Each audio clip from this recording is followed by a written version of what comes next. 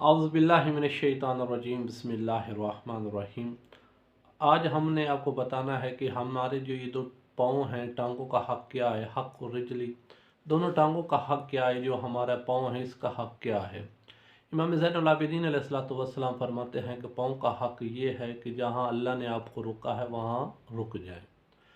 अगर आपने ऐसा किया तो फिर आपने पाँव के साथ ना हक़ किया, उनके साथ जुल्म किया है।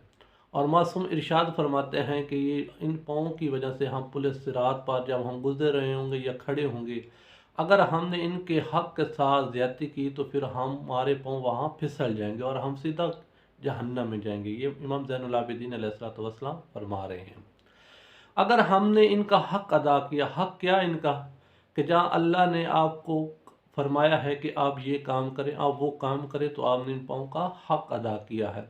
और जहाँ से अल्लाह ने आपको रोका है, अगर आपने वहाँ रुक गए तो आपने इस पाँव का हक़ अदा किया, इन दोनों टांगों का हक़ अदा किया।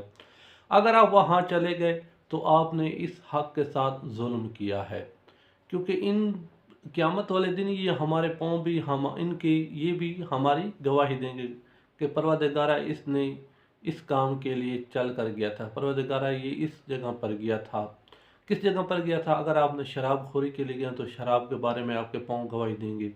अगर आपने किसी यतीम के साथ ज़्यादती की, ये चल कर गए हैं, तो फिर ये पाँव गवाही देंगे। इसी तरह अगर आप ज़नाह के लिए गए हैं तो ये भी पाँव आपकी गवाही देंगे।